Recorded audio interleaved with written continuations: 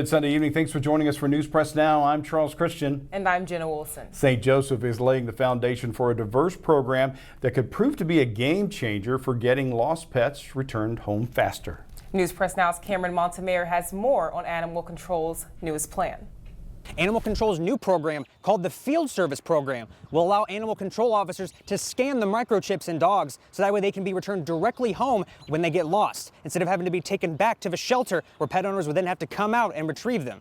With funds being received in April, the new program is in its early phases and being rolled out in steps. We're really hopeful that it's going to make a difference. As you know, we've had such an influx of dogs over the past year and we've really struggled with capacity. So we're really hoping to reduce our dog intake by at least 10% and hopefully more with this program. The scanning system is just one key component of the new program, which seeks to significantly boost both the awareness and number of dogs that have microchips, so tracking and returning pets can be as successful as possible. Part of that will be providing microchips in the field to pets that don't have them, and also making sure if they do have a microchip, that those microchips are kept up to date. Most of the dogs that we pick up, maybe 75%, are not identified by a microchip or a tag. We've seen that number increase over the years as we've chipped everything that leaves the shelter, but there's still a huge gap that needs to be fulfilled. Animal Control is also implementing a new upgraded chip where the public is permitted a 1-year free registration with PetLink, the organization that supplies the chips. Registration with PetLink is crucial for keeping information on pets and owners so they can be returned when they're lost. An owner of 3 dogs, St. Joseph resident Dave Edson is no stranger to having to track down some of his adventurous and clever pets who frequently get loose. The one that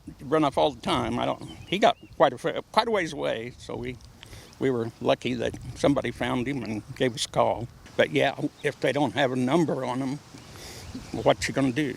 A volunteer with Friends of the Animal Shelter, Edson likes the idea of what the new Field Service Program will provide for pet owners in the community. We also partnered with the St. Joe Pets Lost and Found page. They have a very large following, and our officers will be posting lost dogs on that page as they find them and offering our phone number so that they can be contacted while they're in the field with the dog. Cameron Montemayor, News Press Now. To find out more on the Field Service Program, check out the story at newspressnow.com.